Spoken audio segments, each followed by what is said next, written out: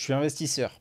Ouais. Quelle garantie vous pouvez me proposer pour me garantir que le marché indonésien soit là où il faut investir en 2025 et dans les années à venir?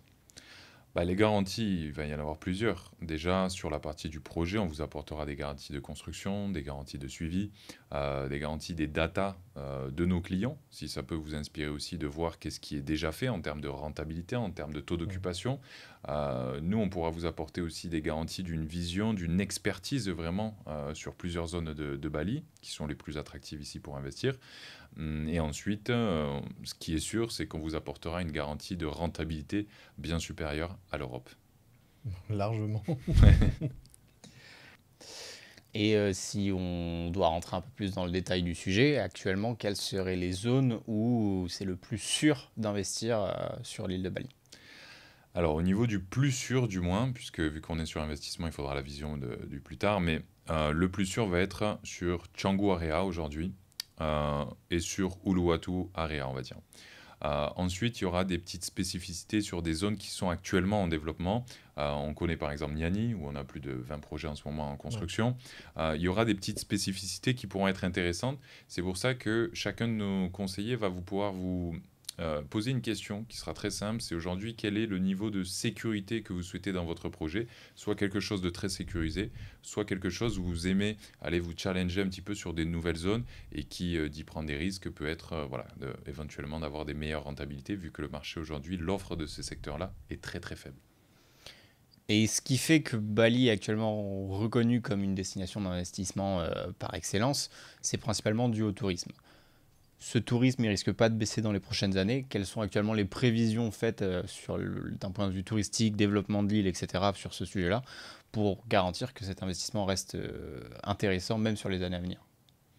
Au niveau de l'afflux touristique, effectivement, si on le regarde déjà depuis l'après-Covid, on est sur une croissance énorme. On est passé, pour faire très simple, de 4,5 millions à aujourd'hui 6,7 millions de touristes, je parle que étrangers, puisqu'au niveau de l'ensemble, on est sur 13 millions par an. Donc on est sur vraiment une évolution touristique croissante depuis 2021. Et surtout, le déclencheur, je pense, pour la vision de l'avenir, c'est le côté les infrastructures aujourd'hui. Le gouvernement indonésien investit dans beaucoup d'infrastructures. J'ai entendu parler de pas mal de projets qui, effectivement, sont dédiés à améliorer la qualité de vie encore sur l'île. Je crois que j'avais entendu parler d'un métro, d'un deuxième aéroport, etc. C'est des sujets qui sont bien lancés ou simplement dans les tuyaux? Au niveau de l'aéroport, effectivement, il faut savoir il y a eu un changement de président en 2024. Et donc là, ils sont en train de mettre petit à petit en place leurs actions. Au niveau de l'aéroport, donc de la partie nord, on est, on va dire, sur des phases finales de closer le financement. Il y a une grosse partie de financement privé, principalement donc d'Asie côté plutôt Chine, côté Japon. Ensuite, il y a effectivement le projet du métro. Le projet du métro, on est sur ce même état d'aboutissement, c'est-à-dire on est sur des parties finales au niveau de financement et au niveau des parties finales de plans qui sont définis. Donc si on se donne une vision sur ces deux projets-là, parce qu'il y en a d'autres aussi, il y a toute une création d'une nouvelle autoroute là qui part quand elle est déjà en cours entre la partie nord et qui va rejoindre côté Canggu. Il y a les améliorations des routes donc au quotidien. Ça au quotidien, on peut le voir, la voirie est complètement en train d'être refaite. Il y a une création de trottoirs qui n'existait pas, hein. Il y a une création de trottoirs absolument pratiquement dans toutes les rues. Et leur projet, c'est d'en avoir vraiment partout. Il y a on sait qu'il y a pas mal d'embouteillages.